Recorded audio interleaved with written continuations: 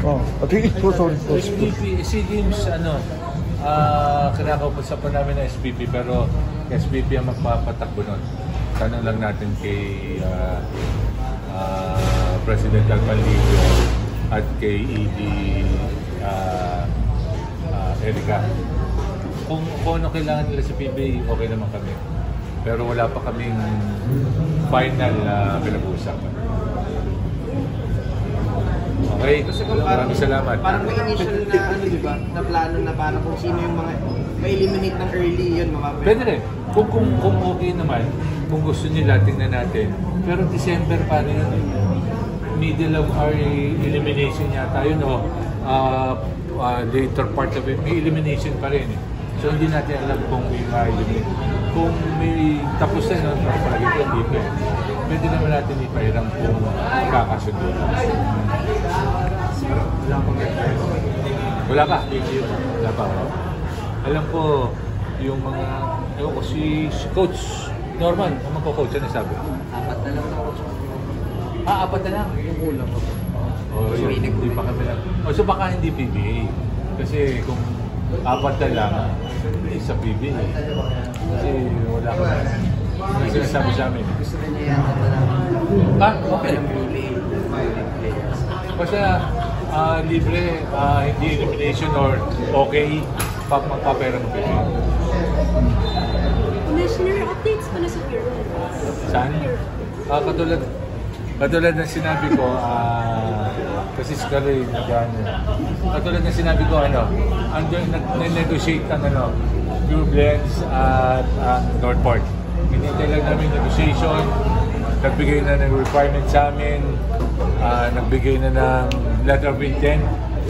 So pag umokay na sa review committee ng governors, iaakit na namin sa board. Pag umokay ang board at okay na yung negotiation nila ng Northport, yun, baka makasama natin sila sa 50th season. Kung sino yung nasa review committee? Si Attorney Bill Pamintuan, si Attorney Oji Narvasa, si Attorney Raymond Sorilla, mga governors at ang legal natin. At ako. Pero sila mismo may magano na. Yung Pure Blends, yung officials nandun nung meeting? Wala. Pero nakausap niyo na? Hindi ko pa. Hindi pa din? Nag-uusap si Northport at sila. Okay. Paano kung middle of the season magkaayos? Tingnan natin. Kasi hindi naman kailangan tatapusin nila yung conference. Wala pa nangyayaring ganyan sa atin. Di ba, every start yata tayo. Ayaw kayo Phoenix. Phoenix, Second. Ayun, tatapusin yung conference. At approval pa rin ng board. So pwedeng dumiretso ng ng All Filipino, Northport pa din? Pwede rin. Pwede. Diba? Kung wala. Kasi itong draft, Northport na nakaupo. Northport na nakaupo. Okay na. Si Muyang.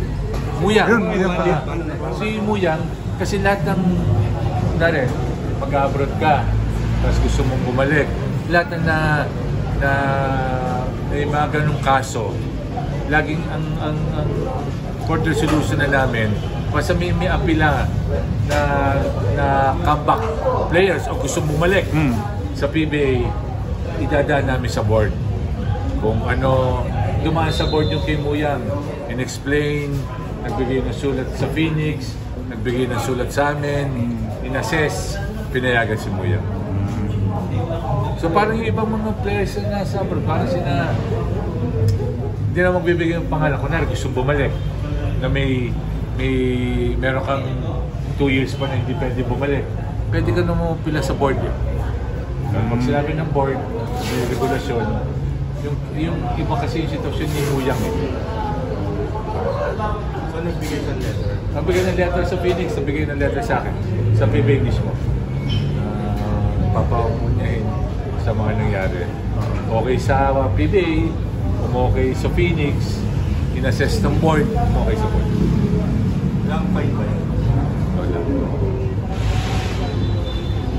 Okay. Salamat.